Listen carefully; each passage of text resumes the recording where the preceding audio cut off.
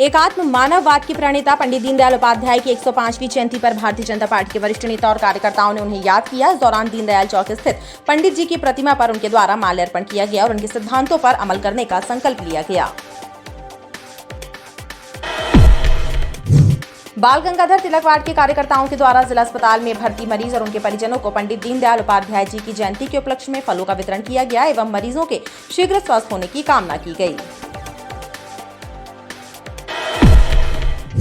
बिजली के खंभे से गिरकर एक युवक की मौत हो गई। घटना स्टेट बैंक कॉलोनी की बताई जा रही है, जहां पर विद्युत पोल से गिरकर एक युवक के सिर पे गंभीर चोट आ गई थी, जिसे उपचार के लिए मेडिकल अस्पताल लाया गया, लेकिन इलाज के दौरान उसने दम तोड़ दिया। पुलिस ने मर्ग कायम कर जांच शुरू कर दी है। चंडालभाटा ट्रांसपोर्ट नगर में सीवर लाइन के गड्ढे में आए दिन ट्रकों के फंसने की घटनाएं सामने आ रही हैं। शनिवार को भी ट्रक सीवर लाइन के गड्ढे में फंस गया। इसे निकालने के लिए ट्रक चालकों को काफी मशक्कत करनी पड़ी। ट्रांसपोर्ट नगर के ट्रांसपोर्ट व्यवसायियों और ट्रक चालकों का कहना है कि इस मामले को लेकर कई बार नगर निगम के अधिकारियों से भी शिकायत की जा चुकी है, लेकिन सुधार कार्य नहीं कराया जा रहा है।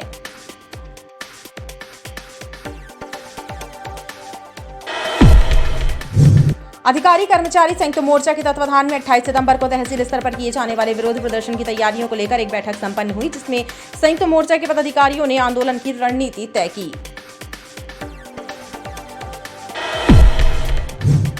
दिल्ली के रोहिणी कोर्ट में वकीलों के भेष में घुसे बदमाशों के द्वारा गैंगस्टर की हत्या किए जाने के मामले सहित जबलपुर में एक अधिवक्ता पर दर्ज हुए प्रकरण को वापस लेने की मांग करते हुए जिला न्यायालय के अधिवक्ता न्यायालयीन कार्य से विरत रहे और उन्होंने अधिवक्ताओं एवं न्यायालयों की सुरक्षा पर चिंता व्यक्त करते हुए शासन प्रशासन के समक्ष ज्ञापन के माध्यम से अपनी मांग रखी।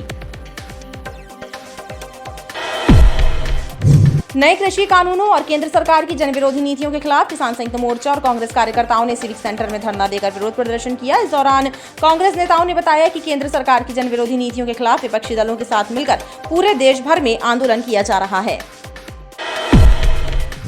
22 सितंबर को छतरपुर में करनी सेना के प्रदर्शन के दौरान कुछ असामाजिक तत्वों के द्वारा यादव समाज के खिलाफ अपशब्द कहे जाने से नाराज अखिल भारतवर्षीय यादव युवा महासभा के सदस्यों ने कलेक्ट्रेट कार्यालय में मुख्यमंत्री के नाम एक मांग पत्र सौंपकर दोषियों के विरुद्ध कठोर कार्यवाही करने की मांग की है।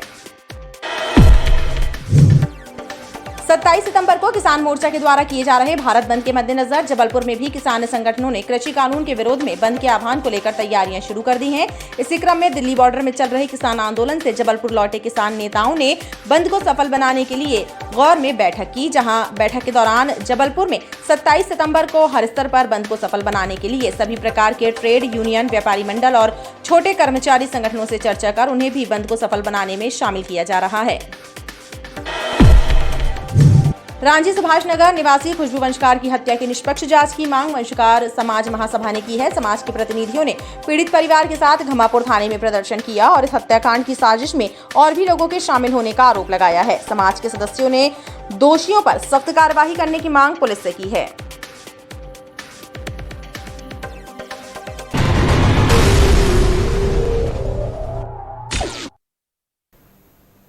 नमस्कार, स्वागत है आपका बीटीवी न्यूज में। आपके साथ मैं हूं सना और आइए खबरों की शुरुआत से पहले एक नजर डाल लेते हैं हेडलाइंस पर। विद्युत पोल पर स्ट्रीट लाइट लगाने का काम कर रहे युवक की खंभे से गिरकर हुई मौत। गढ़ा स्टेट बैंक कॉलोनी में हुआ हादसा। पुलिस ने मर्ग कायम कर शुरू की घटना की जांच। एकात्मवाद के प्रणेता पंडित दीनदयाल उपाध्याय की जयंती आज भाजपा नेताओं ने किया उनकी प्रतिमा पर माल्यार्पण। और नए कृषि कानूनों और केंद्र सरकार की जनविरोधी नीतियों के विरोध में कांग्रेस और संयुक्त किसान मोर्चा ने दिया धरना। 27 सितंबर को आयोजित होने वाले भारत बंद को सफल बनाने की अपील की।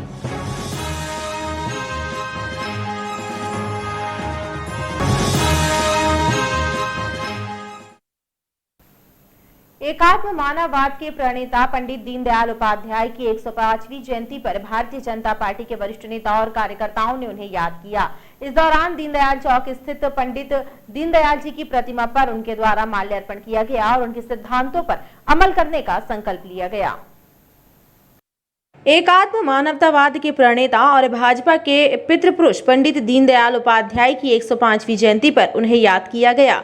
दीनदयाल चौक स्थित उनकी प्रतिमा स्थली पर पुष्पांजलि अर्पित करने के लिए भाजपा के सांसद राकेश सिंह सहित वरिष्ठ नेता और कार्यकर्ता मौजूद रहे। उन्होंने पंडित दीनदयाल उपाध्याय जी की प्रतिमा पर श्रद्धा सुमन अर्पित करते हुए उनके एकात्म मानव दर्शन के सिद्धांतों पर चर्चा की और उनके बताए मार्ग पर चलने का संकल्प भी लिया। एक ऐसा महान व्यक्तित्व जो केवल किसी राजनीतिक दल के पदाधिकारी या कार्यकर्ता या विचारक भर नहीं थे, बल्कि देश की संस्कृति के वास्तविक राजदूत थे। उन्होंने एकात्म मानववाद जैसा दर्शन इस देश को दिया और एक चिंतक होने के साथ साथ एक तरह से हम कहें तो देश के लिए सदैव चिंता करने वाले, देश की आने वाली परिस्थितियों को विचार करने वाले भविष्य द्रष्टा थे। इतना विशाल वट वृक्ष जिसकी छाया में विश्व की सबसे बड़ी पार्टी भारतीय जनता पार्टी 18 करोड़ सदस्यों के साथ उनके विचारधारा को आगे बढ़ा रही है और एकात्म मानववाद दर्शन की विचारधारा से ही आज यह विशाल वट वृक्ष जिसका बीज पंडित दीनदयाल उपाध्याय जी ने रोपा था आज खड़ा है और उसकी छाया में हम सब कार्यकर्ता उनकी विचारधारा को आगे बढ़ा रहे हैं। मैं उनके जयंती पर उनके चरणों में नमन करता हूँ। पंडित दीनदयाल उपाध्याय जी जिन्होंने पंक्ति के अंतिम व्यक्ति को विकास की हमेशा कल्पना की थी, आज हम उनके चरणों में नमन करते हैं और सबसे यही अपील करते हैं कि आज इस जन्म जयंती के उपलक्ष्य पर समाज और सेवा समर्पण का जो कार्य मोदी जी के इस जन्मदिन के उपलक्ष्य में चल रहा है, उस कार्यक्रम को भी आज हम लोग इसी तारतम्य में जोड़कर सब लोग कार्यक्रम कर रहे हैं। मैं उनके चरणों में नमन करता हूँ। जय हिंद, जय भारत। वहीं राम मनोहर लोहिया अवार्ड में भी भाजपा अनुसूचित जाति मोर्चा के द्वारा पंडित दीनदयाल उपाध्याय जी के जन्म जयंती समारोह के अवसर पर पुष्पांजलि कार्यक्रम का आयोजन किया गया, जिसमें अनुसूचित जाति मोर्चा के उत्तर प्रदेश संभाग और जिला स्तरीय पदाधिकारी मौजूद रहे और उन्होंने भी पंडित दीनदयाल उपाध्याय जी को श्रद्धा सुमन अर्पित करते हुए उनके द्वारा देश हित में किए गए कार्यों को याद किया। पंडित दीनदयाल उपाध्याय जी की जयंती अनुसूचित जाति मोर्चा द्वारा मनाई जा रही है। इस शुभ अवसर पर माननीय प्रधानमंत्री द्वारा यहाँ पर 150 प्रधानमंत्री आवास दिए गए हैं। उन परिवारों में फल का वितरण किया गया एवं बच्चों को मिठाई बांटी गई है।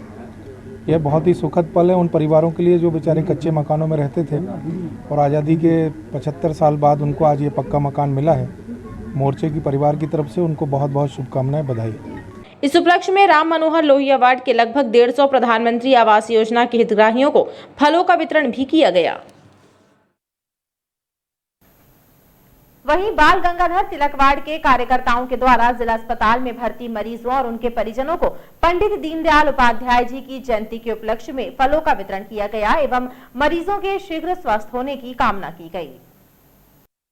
बाल गंगाधर तिलक वार्ड के संयोजक अवधेश यादव ने बताया कि पंडित दीनदयाल उपाध्याय जी की जयंती के उपलक्ष्य में विक्टोरिया अस्पताल में पार्टी पदाधिकारियों के द्वारा उनके चित्र पर माल्यार्पण किया गया। साथ ही मरीजों और उनके परिजनों को फलों का वितरण भी किया गया। उनके शीघ्र स्वास्थ्य की कामना की गई। उन्होंने बताया कि पंडित दीनदयाल उपाध्याय समाज के अंतिम व्यक्ति की भी चिंता करते थे और उन्हीं के सिद्धांतों पर अमल करते हुए सेवा कार्य किए जा रहे हैं।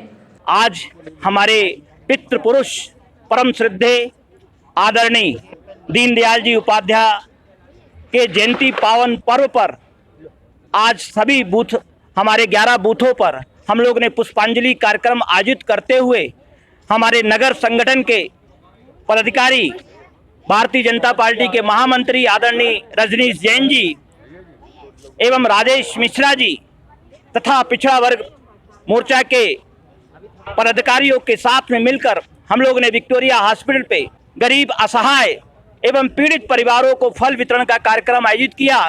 एकात्म मानववाद के प्रणेता रहे हैं और उनके विचारों पर चलकर भारतीय जनता पार्टी के प्रत्येक कार्यकर्ता सेवा कार्य में लगा हुआ है और इसी सेवा कार्य के बल पर भारतीय जनता पार्टी के कार्यकर्ताओं ने आज प्रदेश देश में सत्ता स्थापित की है और उनके विचारों को आत्मसात करते हुए अंत्योदय पर काम करते हुए समाज के अंतिम छोर के लिए भारतीय जनता पार्टी का प्रत्येक कार्यकर्ता और प्रदेश और देश की सरकार काम कर रही है। हम सभी दीनदयाल उपाध्याय जी के विचारों को आत्मसात करके इसी तरह सेवा में लगे रहेंगे। आज इसी बात को लेकर हम लोग उनको श्रद्धांजलि दे रहे हैं और उनको नमन करते हैं। इस अवसर पर बाल गंगाधर तिलकवाड़ के 11 बूथों में भी पंडित दीनदयाल उपाध्याय जी की जयंती हर्षोल्लास से मनाई गई। इस मौके पर बाल गंगाधर तिलकवाड़ के पदाधिकारी और कार्यकर्ता मौजूद रहे। वहीं स्वामी विवेकानंद मंडल में भी पंडित दीनदयाल उपाध्याय की जयंती के अवसर पर भाजपा कार्यकर्ताओं ने श्रद्धा सुमन अर्पित किए और उनके बताए मार्ग पर चलने का संकल्प लिया। भारतीय जनता पार्टी स्वामी विवेकानंद वार्ड में पंडित दीनदयाल जी की जयंती धूमधाम से मनाई गई है। पंडित दीनदयाल जी राष्ट्रीय अध्यक्ष जनसंघ से थे। उन्होंने पूरे देश के लिए और जनता के लिए अच्छा कार्य किया हुआ है। अधिकारी कर्मचारी संयुक्त मोर्चा के तत्वाधान में 28 सितंबर को तहसील स्तर पर किए जाने वाले विरोध प्रदर्शन की तैयारियों को लेकर एक बैठक संपन्न हुई, जिसमें संयुक्त मोर्चा के पदाधिकारियों ने आंदोलन की रणनीति तय की। अधिकारी कर्मचारी संयुक्त मोर्चा के सदस्यों की एक अहम बैठक संपन्न हुई, जिसमें उन्होंने 28 सितंबर को तहसील स्तर पर आयोजित होने वाले विरोध प्रदर्शन की तैयारियों की समीक्षा की। उन्होंने बताया कि 54 सूत्रीय मांगों को लेकर अधिकारी कर्मचारी संयुक्त मोर्चा के द्वारा विरोध प्रदर्शन किया जाएगा। इस दौरान मुख्यमंत्री के नाम ज्ञापन भी सौंपा जाएगा।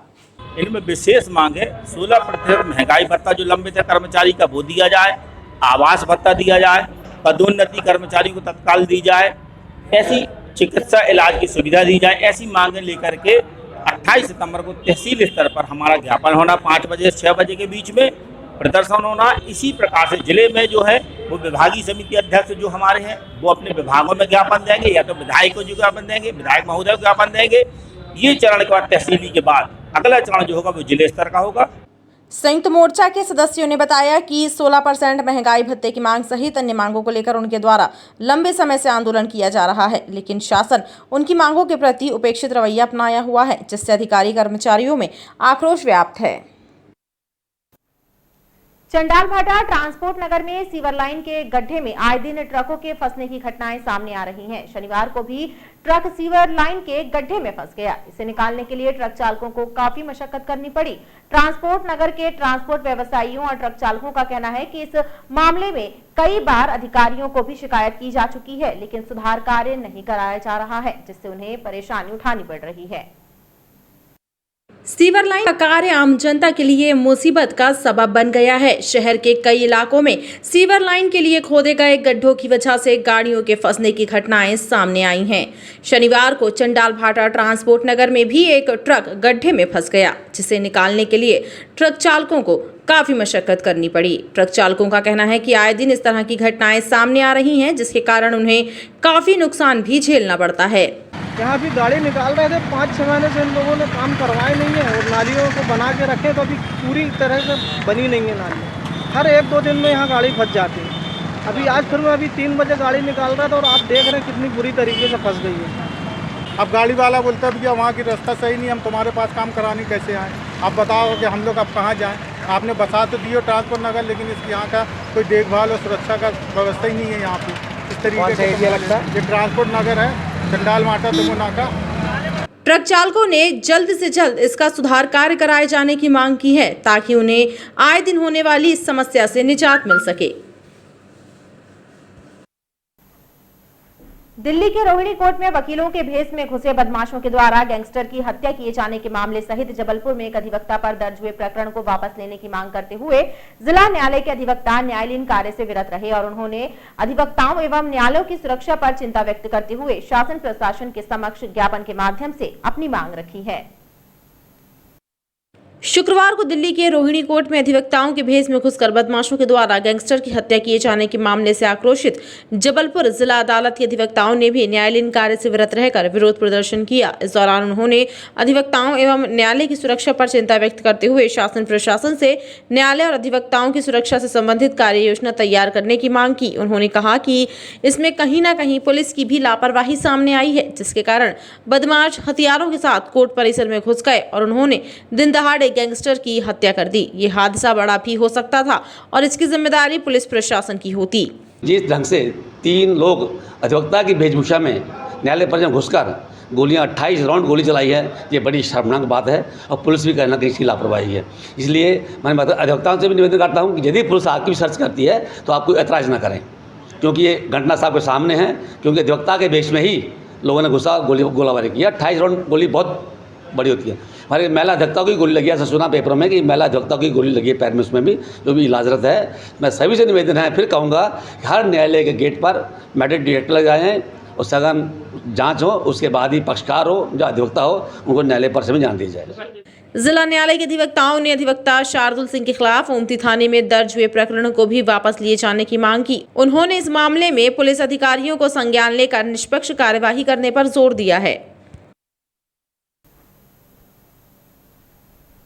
नए कृषि कानूनों और केंद्र सरकार की जनविरोधी नीतियों के खिलाफ किसान संयुक्त मोर्चा और कांग्रेस कार्यकर्ताओं ने सिविक सेंटर में धरना देकर विरोध प्रदर्शन किया। इस दौरान कांग्रेस नेताओं ने बताया कि केंद्र सरकार की जनविरोधी नीतियों के खिलाफ विपक्षी दलों के साथ मिलकर पूरे देश में ये आंदोलन किया जा रहा है। किसान संयुक्त मोर्चा के बैनर तले कांग्रेस कार्यकर्ताओं के साथ 19 विपक्षी दलों के सदस्यों ने सिविक सेंटर में केंद्र सरकार की जनविरोधी नीतियों के खिलाफ धरना दिया। इस दौरान कांग्रेस नगर अध्यक्ष दिनेश यादव और विधायक विनय सक्सेना ने मोदी सरकार पर निशाना साधते हुए कहा कि कृषि कानून को लेकर पिछले 10 महीनों से किसान आंदोलन कर रहे हैं। इसके बावजूद भी मोदी सरकार किसानों के प्रति संवेदनहीन रवैया अपना रही है। तो वहीं कोरोना काल के दौरान व्याप्त अव्यवस्थाओं पर भी निशाना साधा और आम जनता को होने वाली परेशानियों पर रोष व्यक्त किया। पूरा देश अराजकता की ओर है। सत्ता में बैठी भारतीय जनता पार्टी मोदी सरकार ने जिस प्रकार से जनविरोधी नीतियों का पालन किया है, उससे हर वर्ग, हर व्यक्ति परेशान है और आने वाले समय में देश का भविष्य अंधकार में है। कहने को तो बहुत अच्छा लगता है कि प्रधानमंत्री ने 20 लाख करोड़ रुपए का पैकेज दिया था, पर उसका लाभ आज तक किसी व्यक्ति को नहीं मिला। पेट्रोल डीजल की जहाँ तक बात है, वो पेट्रोलियम पदार्थ, रसोई गैस आसमान छू रही है। और उसके साथ ही आप देखें रोजगार समाप्त हो गए हैं, रोजगार मिल नहीं रहे हैं लोगों को। कांग्रेस पार्टी की हमारी माननीय सोनिया अध्यक्ष जी ने 20 अगस्त को 19 विपक्षी पार्टियों के साथ एक बैठक की, जिसमें निर्णय लिया कि सब मिल के ये आवाज़ उठाएंगे। अब बात सत्ता सरकार की नहीं, देश को बचाने की, एकता अखंडता के लिए। पूरे हिंदुस्तान में इस समय, चाहे वो कोरोना काल के समय की हालात बुरे हों, चाहे आज विभिन्न बीमारियाँ हों, हिंदुस्तान में जो किसानों के 3 काले कानून हैं उनको वापस लेने के लिए, रसोई गैस, पेट्रोल, डीजल की जो कीमतें लगातार बढ़ रही हैं, मोदी सरकार के झूठी जो घोषणाएं हुई हैं उसके खिलाफ, और मोदी सरकार की जो नीतियां बन रही हैं, हिंदुस्तान की जनता के ऊपर जो अत्याचार हो रहा है, उस लड़ाई को लड़ने के लिए पूरे 19 विपक्षी दल आज संघर्ष कर रहे हैं। और ये लड़ाई आम जनता के लिए, हिंदुस्तान की जनता के लिए है, जो लगातार शुरुआत है, ये आगाज है। इसके बाद लगातार सड़कों पर लड़ाइयाँ लगातार जारी रहेंगी। धरना प्रदर्शन के दौरान उन्होंने 27 सितंबर को आयोजित भारत बंद को भी सफल बनाने की अपील शहरवासियों से की है। 22 सितंबर को छतरपुर में करनी सेना के प्रदर्शन के दौरान कुछ असामाजिक तत्वों के द्वारा यादव समाज के खिलाफ अपशब्द कहे जाने से नाराज अखिल भारतवर्षीय यादव युवा महासभा के सदस्यों ने कलेक्ट्रेट कार्यालय में मुख्यमंत्री के नाम एक मांग पत्र सौंपकर दोषियों के विरुद्ध कठोर कार्यवाही करने की मांग की है। अखिल भारतवर्षीय यादव युवा महासभा के सदस्यों ने कलेक्ट्रेट कार्यालय में मुख्यमंत्री के नाम ज्ञापन सौंपते हुए 22 सितंबर को छतरपुर में करनी सेना के प्रदर्शन के दौरान कुछ असामाजिक तत्वों के द्वारा यादव समाज को लेकर अपशब्द कहे जाने पर आपत्ति जताई है। उन्होंने इस मामले में दोषियों के खिलाफ कार्यवाही करने की मांग करते हुए मुख्यमंत्री के नाम एक पत्र सौंपा है। यादव युवा महासभा के सदस्यों ने दोषियों के विरुद्ध कठोर कार्यवाही करने की मांग की है, ताकि इस तरह की घटना की पुनरावृत्ति न हो सके। ठाकुर हों, हिंदू हों, ईसाई हों, सिख हों, मुस्लिम हों, सभी लोग हम मिलकर चलने वाले लोग हैं। सभी को एक साथ आगे चलना है, बढ़ना है। लेकिन हम किसी जाति विशेष को लेकर ऐसी टिप्पणी करेंगे तो इसमें एक द्वेषता की गंध आती है। हम ऐसा चाहते हैं कि ऐसे लोगों को ऊपर कठिन से कठिन कठोरात्मक कार्रवाई हो, जिससे भविष्य में कोई भी व्यक्ति ऐसा कदम ना उठाए। इसके लिए अभी एसडीएम साहब को ज्ञापन दिया है कि ऐसे लोगों के खिलाफ सख्त से सख्त कार्रवाई होना चाहिए। 27 सितंबर को किसान मोर्चा के द्वारा किए जा रहे भारत बंद के मद्देनजर जबलपुर में भी किसान संगठनों ने कृषि कानून के विरोध में बंद के आह्वान को लेकर तैयारियां शुरू कर दी हैं। इसी क्रम में दिल्ली बॉर्डर में चल रहे किसान आंदोलन से जबलपुर लौटे किसान नेताओं ने बंद को सफल बनाने के लिए एक बैठक आयोजित की। इस दौरान जबलपुर में 27 सितंबर को हर स्तर पर बंद को सफल बनाने के लिए सभी प्रकार के ट्रेड यूनियन, व्यापारी मंडल और छोटे कर्मचारी संगठनों से चर्चा कर उन्हें बंद को सफल बनाने में शामिल किया जा रहा है। वहीं इस बंद को लेकर किसान मोर्चा द्वारा जिला प्रमुखों से लेकर ब्लॉक स्तर पर जिम्मेदारी सौंपी गई है। किसान नेता शिवशरण शर्मा ने कहा कि लगातार 10 महीने से किसान अपना घर परिवार छोड़कर कृषि कानून बिल को वापस लेने की मांग को लेकर धरने पर बैठे हैं। इस दौरान कई किसान भाइयों को अपनी जान गंवानी पड़ गई। इसके बाद भी सरकार कृषि कानून बिल वापस नहीं ले रही है, जबकि किसी भी किसान को ये कृषि कानून मंजूर नहीं है। जब सरकार इस कृषि कानून बिल को लेकर आई तब किसी भी संगठन से बैठक नहीं की गई। अब जबरन सरकार कृषि कानून बिल किसानों पर थोपना चाहती है। वहीं किसान नेता शिवशरण शर्मा का कहना है कि सरकार द्वारा जो कानून किसानों के लिए लाया गया है वह किसान विरोधी कानून है, जो किसानों पर जबरन थोपा जा रहा है। इसके विरोध में 27 सितंबर को देशव्यापी बंद का आह्वान किया गया है। वहीं जबलपुर में भी पुरजोर के साथ किसान भाई, माता बहनें, व्यापारी इस कृषि कानून का विरोध कर बंद को सफल बनाएंगे। हरियाणा से आए किसान नेता ने कहा कि जब तक सरकार कृषि कानून बिल वापस नहीं लेती है तब तक किसान आंदोलन करते रहेंगे। इतना कानून उल्टे नहीं होने नहीं, काला इतना हटाने जब तक वापस नहीं लेगी सरकार, जब तक नहीं हटाएंगे। चाहे मरबे सिंह। आप कहाँ से आए हैं? हरियाणा से। हरियाणा से आए हैं। कराएंगे एडे बंद करवाएंगे एमपी में बंद करवाएंगे। तो हम सरकार से यही कह रहे हैं कि जब 1.5 साल के लिए आप पीछे कर रहे हो तो इसको 3 साल के लिए पीछे कर दें, 2024 तक के लिए पीछे कर दें। 2024 में इलेक्शन आएंगे, नई सरकार आएगी, हो सकता आप ही आए तो आपको पता चल जाए कानून अच्छा है या बुरा है, कानून काला क्या है, गोरा क्या। जो आप बोले गोरा है, तो अभी तक आप लगभग 1 साल हो गया कानून आए थे, ज़्यादा ही हो गया।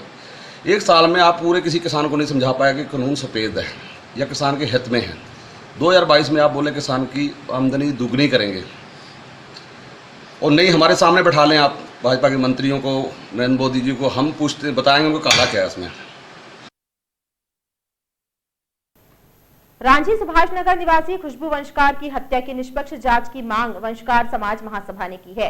समाज के प्रतिनिधियों ने पीड़ित परिवार के साथ घमापुर थाने में प्रदर्शन किया और इस हत्याकांड की साजिश में और भी लोगों के शामिल होने का आरोप लगाया है। समाज के सदस्यों ने दोषियों पर सख्त कार्यवाही करने की मांग भी पुलिस से की है। रांची के सुभाष नगर में रहने वाली 23 वर्षीय लापता युवती खुशबू वंशकार की हत्या के मामले को लेकर वंशकार समाज में रोष है। वंशकार समाज महासभा ने घमापुर थाने में प्रदर्शन करने के बाद एसपी के नाम पुलिस अधिकारियों को एक मांग पत्र सौंपा। समाज के पदाधिकारियों और पीड़ित परिवार ने इस हत्याकांड की साजिश में और भी लोगों के शामिल होने के आरोप लगाए हैं और पुलिस से हत्याकांड की निष्पक्ष जाँच करने की मांग की। पीड़ित परिवार और समाज के लोगों ने इस मामले में सख्त कार्यवाही करने की मांग की है ताकि दोषियों को सख्त सजा मिल सके। आरोपी आकाशबेन के साथ में 3 लोग और अभी बचे हुए हैं। उसके लिए हम ये मांग करते हैं कि उसको भी कड़ी से कड़ी सजा मिले और उसी मामले में वो जुड़ा हुआ है। उन्होंने भी साजिश और हत्या का काम किया है। तब प्रशासन से ही अनुरोध करना चाहते हैं कि जो बचे हुए अपराधी हैं उनको अपनी कस्टडी में लेके इनको तो फांसी की सजा होना। पुलिस अधिकारियों ने समाज के पदाधिकारियों का आश्वासन दिया है कि मामले में निष्पक्ष जांच की जा रही है। हत्याकांड में अगर किसी और की संलिप्तता पाई जाएगी तो उसके विरुद्ध भी विधि अनुसार कार्यवाही की जाएगी। बिजली के खंभे से गिरकर एक युवक की मौत हो गई। घटना स्टेट बैंक कॉलोनी की बताई जा रही है, जहां पर युवक विद्युत के पोल से नीचे गिर गया और उसके सिर में गंभीर चोट आ गई। उसे उपचार के लिए मेडिकल अस्पताल ले जाया गया, लेकिन इलाज के दौरान ही उसने दम तोड़ दिया। पुलिस ने मर्ग कायम कर जांच शुरू कर दी है। स्टेट बैंक कॉलोनी क्षेत्र में उस वक्त हड़कंप मच गया जब विद्युत पोल से करंट लगने पर एक युवक जमीन पर आ गिरा और उसके सिर में गंभीर चोट आ गई। उसे तत्काल उपचार के लिए मेडिकल अस्पताल ले जाया गया, जहां परीक्षण के उपरांत चिकित्सकों ने उसे मृत घोषित कर दिया। पुलिस के मुताबिक रानीताल निवासी मनोज बर्मन को विद्युत पोल से करंट लग गया था और इस घटना में उसकी मौत हो गई। पुलिस ने मर्ग कायम कर जाँच शुरू कर दी है। बिजली के खंभे से गिर गया था, जिसके सिर में चोट लगी थी, जिससे उपचार के लिए मेडिकल लेकर गए थे, जो दौरान उपचार की मौत हो गया था। उसका नाम मनोज बर्मन, उम्र 40 साल, निवासी रानीताल का, जिसके रिपोर्ट पर सूचना पर मर्ग पंचनामा कायम कर कार्रवाई की जा रही है। बताया जाता है कि युवक नगर निगम द्वारा खंबे पर लगाई जाने वाली स्ट्रीट लाइट को बदलने और उसका सुधार करने का काम कर रहा था। इसी दौरान यह हादसा हुआ और युवक की मौत हुई। फिलहाल पुलिस ने मर्ग कायम कर मामले की जांच शुरू कर दी है। और खबरों का सिलसिला लगातार जारी रहेगा। आप देखते रहिए BTV न्यूज।